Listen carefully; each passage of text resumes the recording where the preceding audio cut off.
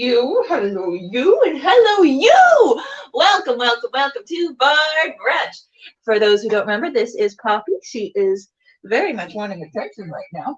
I'm so excited for this show. We have Blind Cupid Shakespeare back on the program. They are going to talk all about their Quarantine Kids series and all the fun stuff they've been doing since the last time they were here.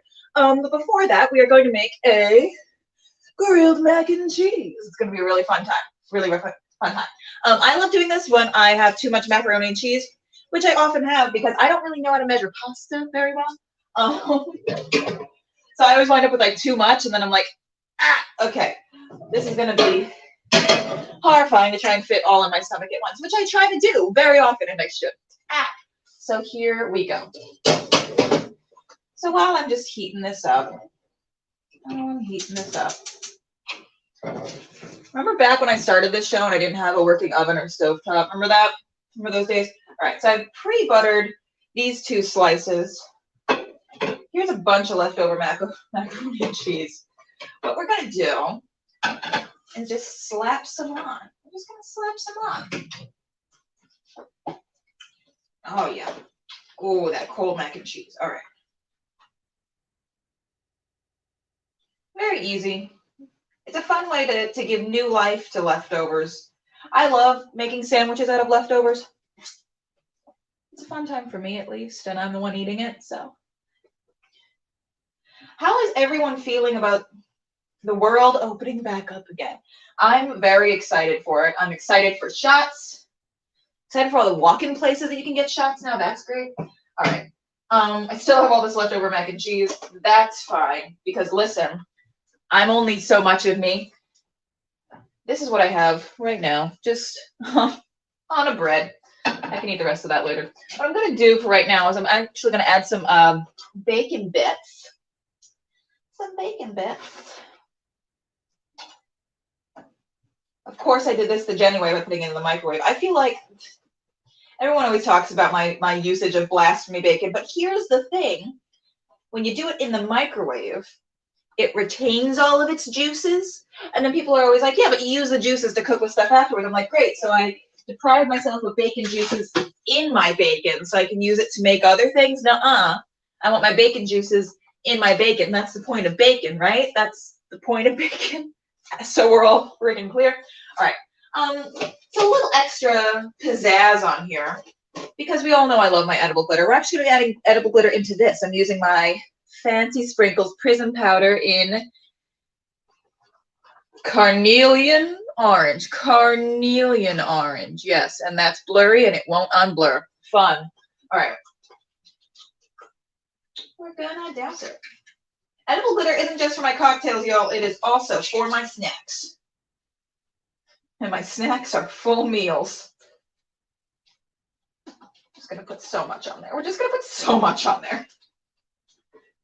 That way every bite is like a walk through a forest. Oh, I'm in a weird mood today. All right, so this is what we're looking like for right now. So then I'll just slap this down, shove it in. I'm gonna butter this other side. I butter both sides of my bread when I make a grilled cheese because I like butter. I love butter. I love butter. Butter is an every time food. You guys remember that whole thing that happened? This happened to me when I was in middle school. Maybe you guys were a different age than this when it happened to you. But the whole like debate over Cookie Monster changing from like loving cookies to having cookies be a sometimes food because like apparently that was a bad influence on children. It was like a fucking nightmare at my school. There were petitions, and it was in middle school, so like these petitions didn't go anywhere. These were just kids voicing their disdain, the new direction of Cookie Monster. All right, that's sizzling. I'm going to butter this other slice of bread while it's over here. Because I hate that thing where I try and butter something and then I flip it over to the other side to butter the other side on the plate, and then it gets all sticky to the plate, and then all the butter that I just did on that other side comes right off. How rude is it? I'll put this butter away, though. Hey, this butter has got to go. All right, I'm just going to put you on for a hot second while I clean things up. How's everyone's summer programs coming along, by the way? I know we're all thinking about it. I know at the Vino we have a couple of things coming up. If anyone's interested, we have our Down to Clown Festival happening starting May 23rd. We have that. We also have a couple shows in the Pittsburgh Fringe Festival, which is going to be really fun. I'm Your Hamlet is in that. And Bar Brunch is being taken over for a few days by the Pittsburgh Fringe Festival. So that's going to be really fun. But yeah. Is there anything else that anyone else is doing? Feel free to load off in the comments and tell everyone what your summer plans are.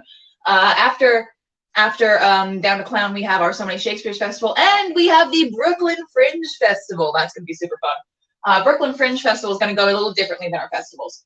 Most of our festivals, you don't pay any like acceptance fee. It's just a straight 50-50 box office split.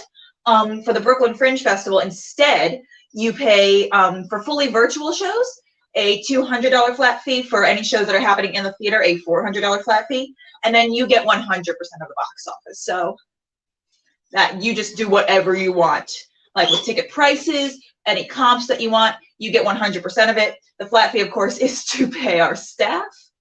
Eventually, we are someday going to have enough funding so that way no one has to pay anything to be in this Fringe Festival, because we all know that festivals are hard. All right, I'm gonna flip it. Yeah. Oh, yeah. Yeah, this is doing that nice thing where it's like crispy on the outside, but like juicy on the inside. Juicy. We like a juicy grilled cheese. We like a juicy grilled cheese. But you're almost done, actually. So I can stop vamping. I also just burnt my finger. We love it. We love to see it. Love to see it. All right. So here's where we're at. Of course, a lot of my mac and cheese has fallen out of my grilled mac and cheese, but that's actually fine because I'm going to be eating it with a knife and fork anyway because it's sloppy. Sucking to grilled cheese. Listen, I know a lot of people are wary about mac and cheese the next day. You gotta make it fun. Anyway, we have Blind Cupid Shakespeare on. Before we talk to them, here's a little preview of some of the things that they have been going on online with their audiobook series.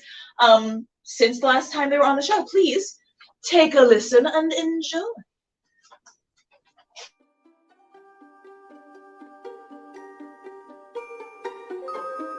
Love looks not with the eyes, but with the mind, and therefore is winged Cupid painted blind.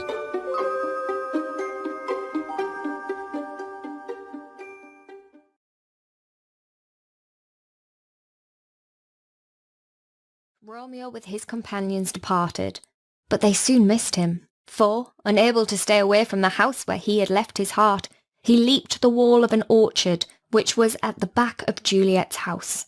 Here he had not been long, ruminating on his new love, when Juliet appeared above at a window, through which her exceeding beauty seemed to break like the light of the sun in the east, and the moon which shone in the orchard with a faint light appeared to Romeo as if sick and pale with grief at the superior lustre of his new son, and she leaning her cheek upon her hand, he passionately wished himself a glove upon that hand, that he might touch her cheek. He entered the king's room, whom he dispatched with one stroke of his dagger. Just as he had done the murder, one of the grooms who slept in the chamber laughed in his sleep, and the other cried, "Murder!" which woke them both. But they said a short prayer. One of them said, "God bless us!" and the other answered, "Amen!" and addressed themselves to sleep again. Macbeth, who stood listening to them, tried to say, Amen, when the fellow said, God bless us.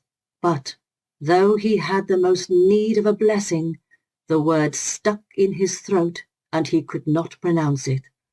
Again he thought he heard a voice which cried, Sleep no more. Macbeth doth murder sleep, the innocent sleep that nourishes life. Still it cried, Sleep no more. Glamis hath murdered sleep, and therefore Cawdor shall sleep no more. Macbeth shall sleep. no more.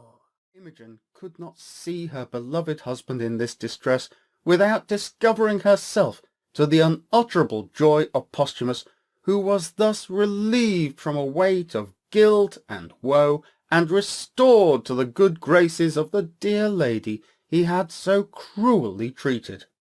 Cymbeline, almost as much overwhelmed as he with joy at finding his lost daughter so strangely recovered, received her to her former place in his fatherly affection, and not only gave her husband Posthumus his life, but consented to acknowledge him for his son-in-law.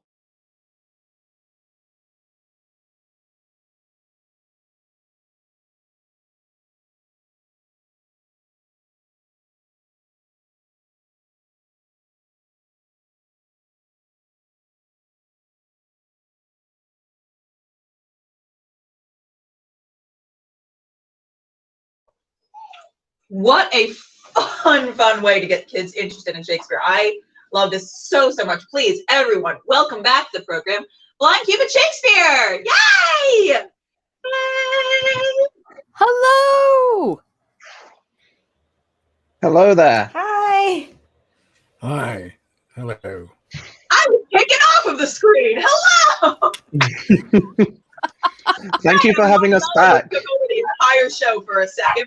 So, how's everyone doing today? Good, thank you. How are you, Genny? I'm doing swell. My poor dog is very upset because I put bacon in here and she didn't get any, so she's a little upset. But other than that, doing really great. I screen managed a wonderful kids show right before this, so I am in a very good mood. Speaking of shows, please give us some insight as to the inspiration for your quarantine kids series. Sasha, I think that's your area right there. Okay, thank you, Joe. So hi, for those of you who don't know me, my name's Sasha Cooper, and I'm actually the co-founder of Quarantine Kids Storytime, which is a community online project that was started last year when lockdown and these uncertain times kicked off by the wonderful Alice J. Crouch. Now, she wanted to get basically a team of actors together to read children's stories after seeing some celebrities basically do them, for things like Children's BBC here in the UK and so on and so forth. And so she kind of thought, well, if they could do it, why can't we? And that's when Quarantine Kids started. We started March, I think it was last year. My God, I'm losing track. No, it was April last year. So it was just over a year old now. And we've been broadcasting stories, basically, to families, children, and those, of course, very young at heart for the past year, ranging from poetry, wonderful shorter stories, chapter books, and now, of course, this wonderful series. Now, I met Joe. I blame Joe for this in a really good way, actually. I blame him in a good way. I met him in a writing group that he runs, and we got talking. We found we had a common interest in Shakespeare. Next thing I know, he's saying to me, Sasha, do you fancy collaborating? And I'm thinking, absolutely. Well, to be honest, I've been thinking of getting Shakespeare onto the channel for quite some time. And, well, we did a little test run in the summer last year with the lovely Phil Humphreys doing some Edith Nesbit versions of the Shakespeare stories. And they're good, don't get me wrong. But I've always wanted to get the Charles and Mary Lamb versions up and running because they are so underdone now. And I think they were just such a beautiful way of communicating these stories with children that, when Joe asked me, I said, right, we do this under one condition. We do the Charles and Mary Lamb versions. And that's it, basically. And the wonderful Jack down here is not only one of our actors on board the project here as well, but he's also edited the stories for both companies as well. And so, over to you, Joe. What made you want to team up with us? Well, yeah, basically exactly what Sasha said. We met, and I just became interested in what she was doing, the audiobook series. It just sounded really, really cool. And so, I mean, initially I was like, what if we did an audio drama of a Shakespeare play or something like that? But then Sasha obviously showed me these Charles and Mary Lamb stories, which I'd never heard of before, but just sort of looked at them and they seemed really, really cool. I mean, they were written in like 1809. So in yeah, at the start of the 19th century. So a bit of editing was needed. But otherwise, they were really, really cool. And then I contacted Alice, who's on our board, who's just fantastic, who I know has a lot of experience in audiobooks. And Alice was just like, this sounds really cool. Let's meet with them. And we did. And from there, the project was sort of born. And there are 20 plays done by Charles and Mary Lamb. And Quarantined Kids is doing 10. And we're also doing 10. And it's just been a lot of fun. Yeah, that sounds like so much fun. I love this. I had never heard of the Charles and Mary Lamb versions either. And after this was out, me and my tech, Chris were going through the shows that you had released before. I was like, these are so cool. How did I not know that these existed? What's happening? They're awesome. So that's great. Genny, if you want a bonkers story, go read up on Charles and Mary Lamb. They've had bonkers lives. Absolute bonkers lives. Go and read up on them. I'm just saving the year, Joe. So, of course, we all have our hurdles and stuff that we go through for digital theater, audiobooks, all that stuff. Can you tell me some of the difficulties that you guys faced making this series? Do you know what? I'm going to hand over to Jack for the tech stuff first and foremost before we jump into the rest of the bit, because that's, to be honest, has been the most difficult bit, hasn't it, Jack? And I can take over on the production on the part Yeah. and the organization of all the actors. Yeah, I'll hand off to you in a moment then, Alice. Yeah, obviously during lockdown, we're all professional actors. Some are used to voiceover, some aren't. And but we all have one thing in common. Most of us, 99% of us, don't have professional audio equipment at home or professional studios at home. So having to make do with what we've got, basically, whether that be a mobile phone, whether that be a half decent mic and an interface, and just plug it in, record and hope for the best. So a lot of tech challenges to overcome. But I must say everyone has done a sterling job, worked like Trojans, absolutely fantastic. Lots of dedication, hard work, and it's brilliant to see, especially with, obviously with the Quarantine Kids side, we do have a little bit of diversity in our nationalities, so to speak. But obviously Blind Cupid, they do specialize, and they've got a real ethnic diversity and geographical diversity as well of people and voices. It's wonderful to hear Shakespeare in other accents other than one that I speak. So it's really nice. Because you don't have to be English to understand and to perform Shakespeare. So apart from indeed. So that's just a hint of the things that we've had to overcome, shall we say, as a group together, and for me as an editor. And I'm sure Alice has plenty of other things to add to that as well. Thanks, Alice. Thank you, Jack. Well, me and Jack are in touch basically every couple of days because we have to, listen to the releases before they come out and see if they have any technical problems. And I have to say he's done an incredible job because, as he said, we're all around the world and we're having difficulties, obviously, because we have different equipment. So he has to, level up all the sounds. Obviously, the Blind Cupid, the mission of the Blind Cupid is indeed to have a very international company. And in a moment, during a pandemic, in a moment like this creates a huge challenge because all our actors are all around. We have different time zones.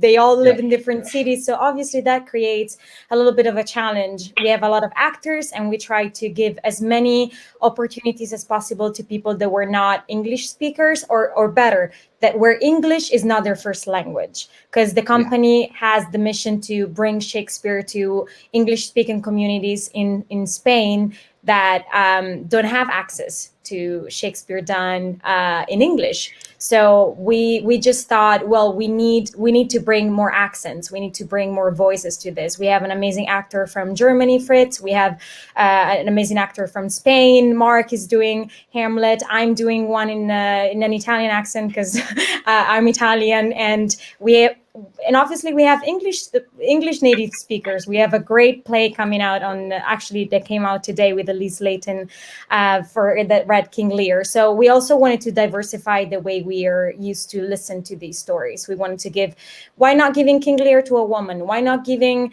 another play that is usually done by a woman to a man? Why not? Yeah. We really wanted to experiment. And I know that we found a common ground with Sasha because they also wanted to open this to, as much diversity and also to give it some sort of originality and creativity, because obviously we need to work with what we have at the moment, and this was our way. Indeed. And I think Alice's biggest challenge was probably just dealing with me and keeping me in line and not letting me Yes, as I always say, so Joe is he's incredible because he creates all these collaborations all around. But sometimes it's hard. I say that I have to just take him down and bring him down to planet Earth and be like, okay, Joe, we're still in the middle of a pandemic, so we need to be practical. We can't go to Morocco just now.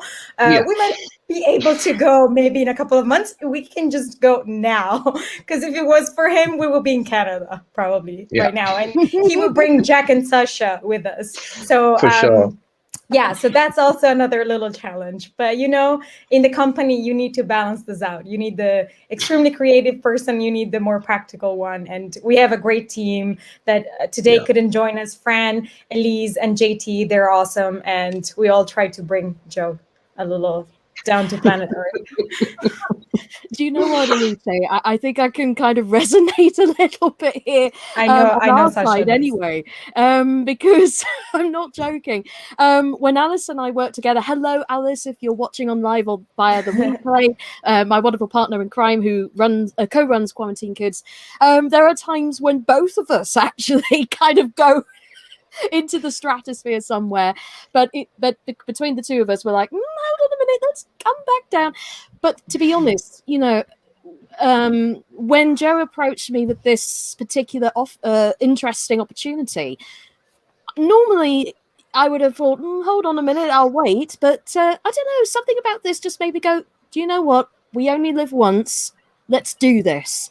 And the experience from my side, technical wise, because I've been directing these for Quarantine Kids on the Quarantine Kids team, it's been a case of trying to get everybody together for rehearsal on Zoom and trying to make sure everybody's kind of on a rough sort of line, so to speak, as well.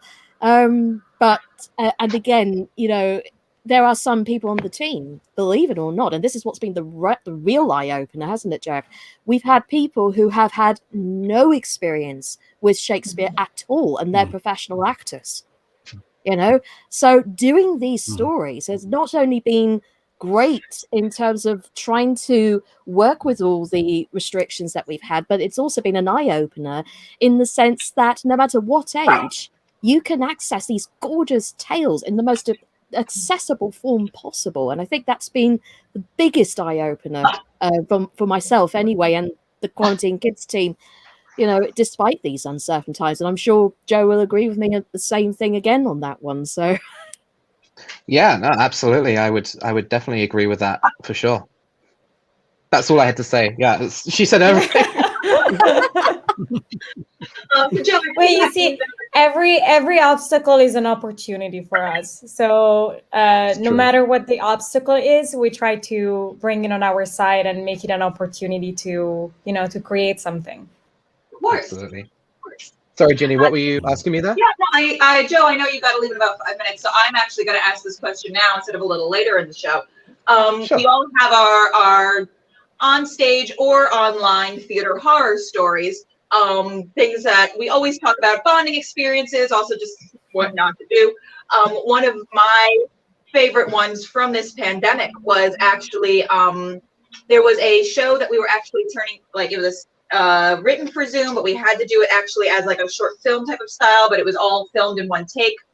And right before we were about to film, one of the lead actors sent me a text and said, "Hey, I'm so sorry. I forgot that it's my mom's birthday today, so I can't make the filming in like 2 minutes." I was like, "Okay, Zoom, this is great." So we had to, on the fly, like I had to read in for this person's parts as well as reading mine.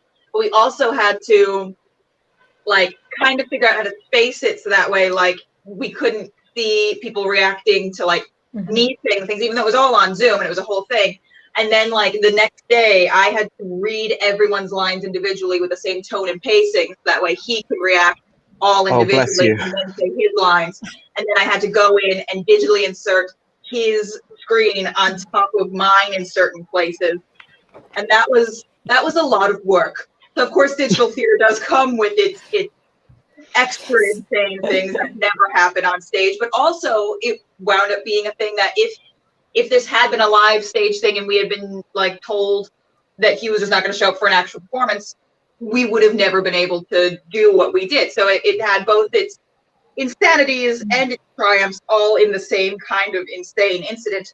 So of course, I would love to hear some of yours. Let's bond. Let's get this going. What are some of your theatrical horror stories, either from the pandemic, something that happened online that went terribly wrong, or something pre-pandemic, something that happened on stage, a wardrobe malfunction, a broken ankle? We all have them.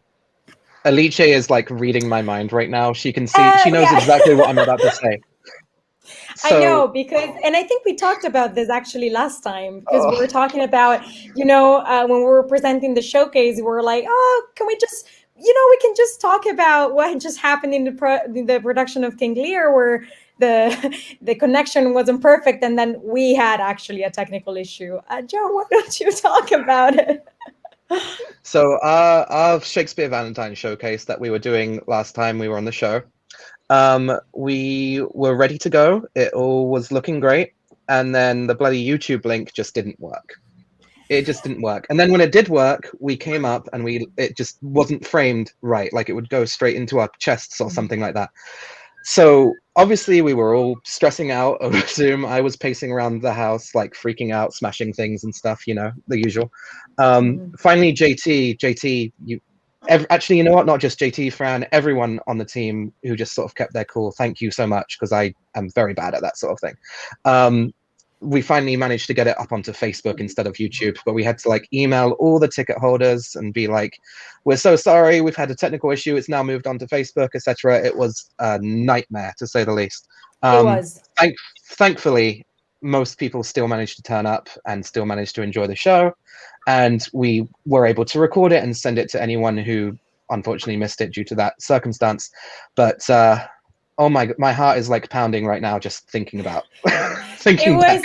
It was a nightmare, because you prepare so much for the event, and then when the event comes, something technical just blows it off. And honestly, when you're in person, you can find a way to adjust it, but when it's technical and you can't send it online, I had my heart broken, because I thought of all the people that were watching us, and especially about our cast that was in all different places. We had an actor from New Zealand. He was awake at 1 a.m., 2 a.m. because the show was so.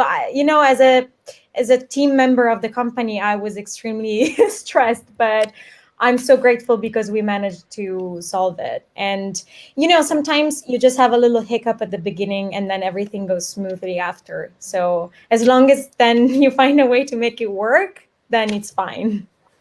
Absolutely. With that note, unfortunately, I do have to head off because I have another commitment. But Jenny, thank you so much for having us back on, and really appreciate it. Happy to have you all. All right. Cool. Have fun with whatever you're doing. Cool. Thank you. Enjoy it, guys. Bye-bye. See you, Joe. Bye. If anyone else has any horror stories, please feel free. Oh, did we leave it? We lost Tasha. I'm here. Oh, here she is. Yeah, I mean, I think I already shared a horror story last time when my costume got trapped into part of the. I was swinging on a swing actually on stage, and my costume got trapped, and I had to like pull it, and then I thought I was naked on stage. Thankfully, just the sleeve came off. That was very good. But I was very little, so I got a little traumatized. But I was thinking about a show that I actually saw a couple of years ago where the curtains didn't open. So the show started, but the curtains were stuck. They couldn't open. And they had to stop the show and restart all over. And that was very terrifying. And I thought of, how the actors must have felt, but it was also so much fun because then the lead actor came out and started making jokes and started to, do a little improv of comedy. So that was, another event where an obstacle created an opportunity. We got to see a little bit of improv, and then they were able to fix it. But what do you have anything else, Sasha, with some horror stories? Jack? I mean, I can. Okay. I'll chip in. I'll chip in with something that happened to me. Again, I guess it was a crisis turning into an opportunity. I was in a panto many years ago, and going on. It was going fine, going great, having lots of fun as you do in pantos. But I had a particular line, and the first night that I did this coming up to this line, for some reason it was a bit stuck in my head. For some reason, I couldn't quite get it. It was that one line in the whole panto, and basically, when it come to I knew what the cue line was. It like dried, like I know something I've got to say. What is it? So luckily we had somebody on book in the wings, so that's fantastic. And I just said I was playing. It was. I don't think it was. Anyway, I was playing a character called Windy Miller. Was it Rumpelstiltskin? I was playing the father of the daughter who could turn who'd torn the straw into gold. So I said something like to everybody out, I'll tell you what, there. I was going to say something to you, but I can't remember what it is. Hang on a minute, I'm just going to find out. So I went off to wings, right, and I said, excuse me, I've got something to say to them. Could you tell me what it is, please? I said, right, there you go. Thanks very much. I'm going to tell you that. Right, and the crowd, they loved it. I think it was great. So I decided to keep it in for the rest of the run. So it was because I love panto. You can get away with it. It's brilliant. So there you go. That's one good thing that happened to me, even though it could have been disastrous. Right. Every actor's nightmare. Opportunity. Yes, everyone is saying it. Opportunity. Absolutely. Opportunity. And I know what you mean with sorry, Jenny, you were going to say? No, I'm just saying opportunity. Yeah. Oh, opportunity. No, okay. Well, the Simpsons, Christ the Judy. I'm not even going to comment on that, Jack. I'm not even going to comment. Homer Simpson turns a crisis to opportunity. Christ-opportunity. Yeah. Christ-opportunity. Oh, God. See what he's like. This is the sort of silliness that we can get up to behind the scenes. Yeah, yes, you make lemonade. You see, also the audience is saying you make lemonade. Yes, you make lemonade. I've given you lemons, you make lemonade. Yeah, true. And I tell you what, I resonate with Christ-opportunity. Thanks, sour grapes. Yes. Anyway, no, I know what you mean about trying to make stuff out of a crisis, so to speak, because there was a bit of a weird incident I had, years ago now, when I was 18. And I was at an all-girls school, and for my A-level, we had to do The Importance of Being Earnest, and I was playing Algernon Moncrief. Now, Algernon Moncrief, if anybody who doesn't know who Algernon Moncrief is, he's a bit of a cad, he's a bit of a Jack the Lad, he's a bit of a smoothie, Mr. Good Looking, and I'm none of those things. Anyway, so I had to dress up as Algernon, and I had my best clothing on. I had this velvet jacket. I had a gold flashy sort of waistcoat, a cravat on. I had this wig on. That was kind of stylized, so to speak, to make me look like a lad. And I had this moustache painted on my lip. Anyway, we did the show, and it just so happened the examiner was right in the middle of the audience watching this whole thing. So there's a bit in Algernon Moncrief speaking. What was he spoken to Cecily in Act 2, in which he says, I don't care what anybody says, I love Cecily and that is everything. Now, I should have stayed put during that time, but for some bizarre reason, I decided to take a turn leap right in the middle, and the wig comes flying off, revealing the wig cap underneath. Now, I know, shock horror. Anyway, so I'm kind of thinking, okay, bleep, bleep, bleep, bleep, what the hell am I going to do? What the hell am I going to do? I'm trying not to swear, so I'm bleeping myself on here. So anyway, so I'm continuing the scene. I'm hearing laughter or stifled laughter backstage. The girl who plays Cecily comes on, nearly corpses in front of me. So, and then I had to get off stage. I had to go off. My character had to go off stage anyway. And she and basically, she says, "Well, don't.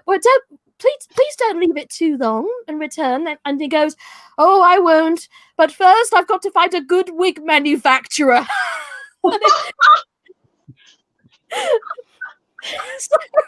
Love it. We love it. So that was my most hilarious one. But during the pandemic, I played an elderly person in a Jane Austen readathon for Pride and Prejudice. And it was an elderly person who's basically a bit of a busybody. And she jumps on. And so I was saying my line, Zoom does this wonderful thing of throwing people off the Zoom. And for some bizarre reason, I was right in the middle of something. Zoom completely throws me off, and I'm trying to get back on, and I got back on.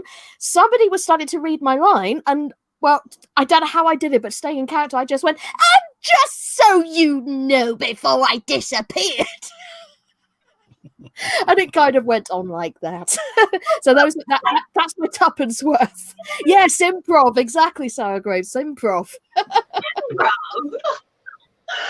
Oh wow, those, oh my god, all wonderful, all those horrifying at the time things, but now you can laugh about it because like in the moment you're panicking, and then it's like, oh, it was actually really funny and it worked out really well. Good. But that like adrenaline boost of fear that gets you through the moments. Oh my god, what a horrifying time.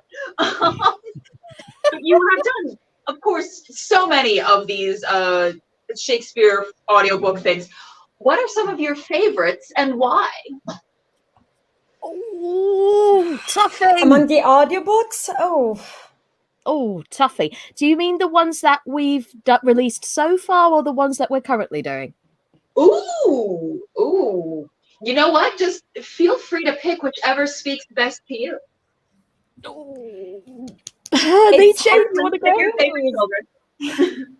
It's hard to choose because not all of them came out, and I wouldn't like to spoiler what's coming next. We're like not even halfway through the release. So it's going to be very hard, and I honestly cannot pick one among the ones that we released so far. I think each one of them has its own world, you know, they're unique in its own way. So I can tell you what's my favorite play, but I don't know if I can tell you what's my favorite audiobook that we've done. I don't know if Sasha, you agree with that?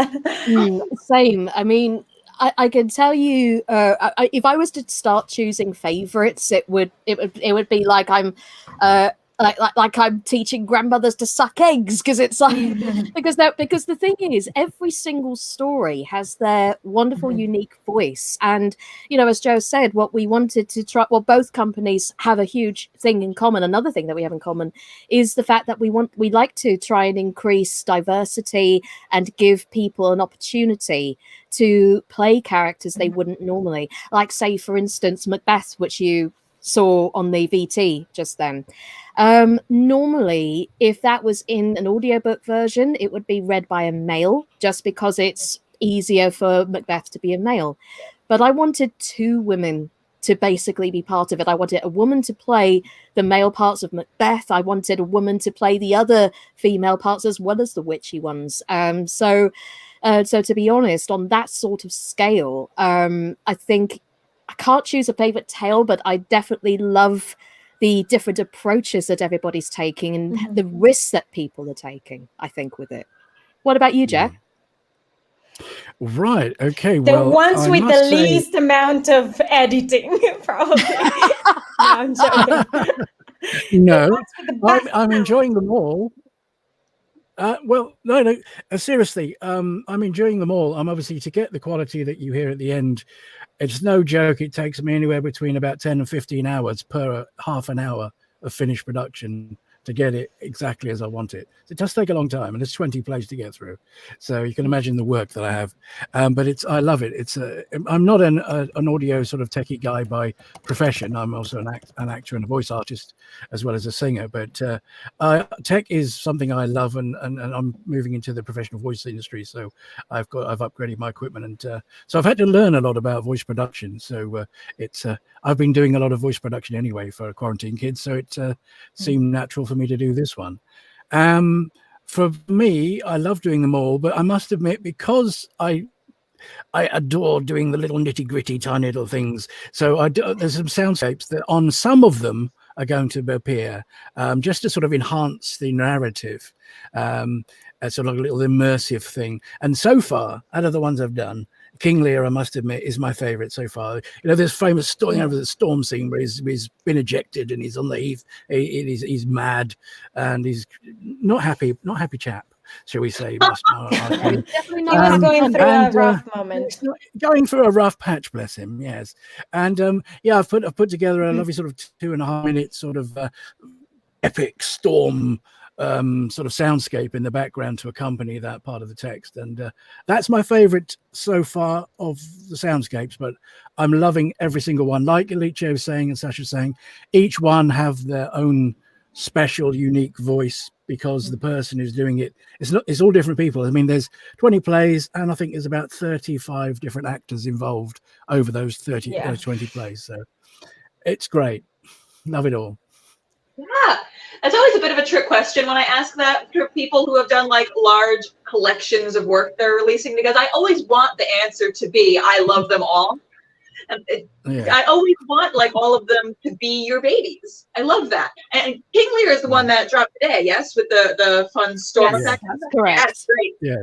Ooh, I can't wait to listen to that one. Oh my God, I'm so excited. And we get better as we progress. The more we release audiobooks, the more we see what the audience likes, and the more we're able to adjust and modify.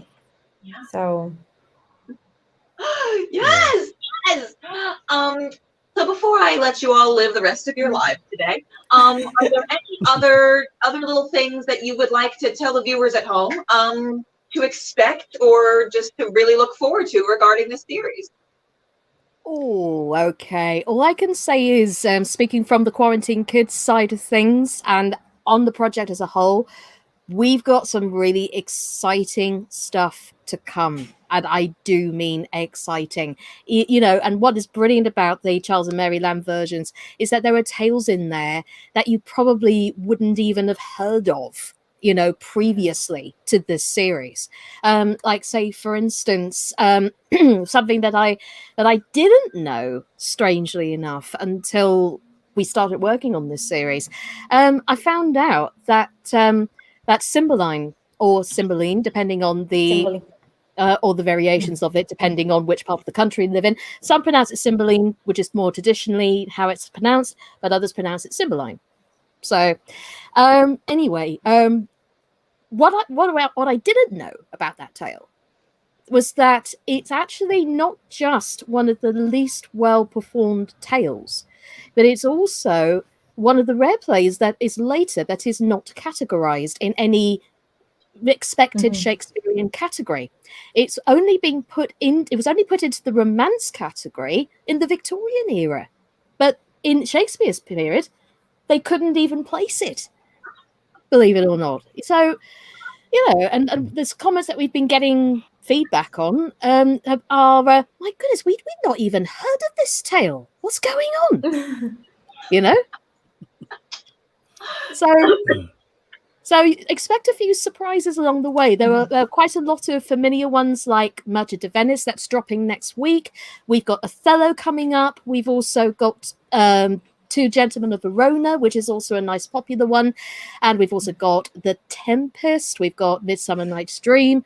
We've got all that to come yet. Anything else you want to add, Alicia? I mean, I think, Sasha, you said most of it.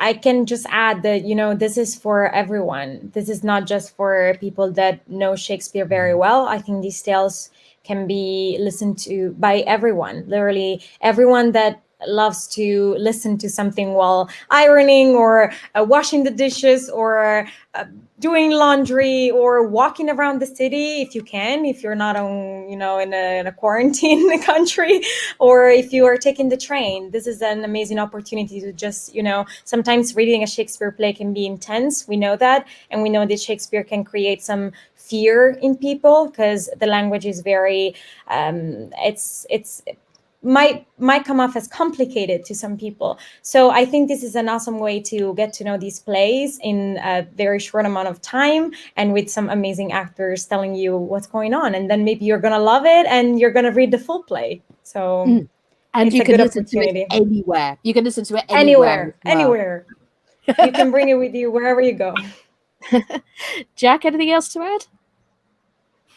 I think you guys have pretty much covered it, really. So, yeah. Well, yay! Amazing. Well, thank you all so much for being on the program. I really appreciate y'all being here. This was such a fun interview. Thank you so much for your time. Oh, thank you for having us. Hey! Bye. Thank you. Have a great rest of your day, everybody. Thank you. Thank you. You too. Enjoy your How was cheese your mac? sandwich. How was your mac and cheese? How was it? It was so I basically cleaned the plate. It's all gone. I see it was appreciated. Oh, now I want one. I might have to have some of that later. Yeah, absolutely. Yeah. That's good. Take care. Thanks so much. Jenny, thank you so much for having us. Yes, Bye. thank you, Jenny. Time. Yay! Bye-bye. Woo! Awesome! Oh my god! I love a fun interview. Oh my god, that was such a fun group. Thank you guys again so much for coming on. Next week is the start of our Pittsburgh Fringe takeover. We have Elle Nicole Cave from Giant Nerd Productions coming on the program, and then on May 8th and 9th, that's right, we're doing a Saturday and a Sunday. We're doing Pittsburgh Fringe Brunch, specifically just Pittsburgh Fringe shows. Is also going to be streamed out to the Pittsburgh Fringe social media as well as our social media. That's going to be a whole amazing, wonderful, fun time. We also have links going on, I think all through my link tree actually, where you can get information about that. Should be by the end of the day for ticket links for that. Because I have not put them on our website yet because we have been doing too much like installing chandeliers in our new theater space. We also have links to Noises Off that are going to be up there coming soon, which is part of our Down to Clown Festival. Our tickets to the Down to Clown Festival are all being released today as well. We have so many other shows. Again, if you need to see the entire lineup of who's in that festival, please go to our YouTube and see our previous show where I announced all of the people who are going to be in the festival. If you would still like to submit to the So Many Shakespeare's Festival, where we are doing our Comedy of Errors themed festival, where we're having a bunch of different Comedy of Errors themed shows, please, the submissions are open through May 8th. Anyone who has been on Bard Brunch can submit to the festival for free, so please feel free to take advantage of that. And other than that, everyone, just have a great rest of your Sunday. I am going to go listen to that King Lear right now. Also, maybe make some bacon for Poppy because she was screaming.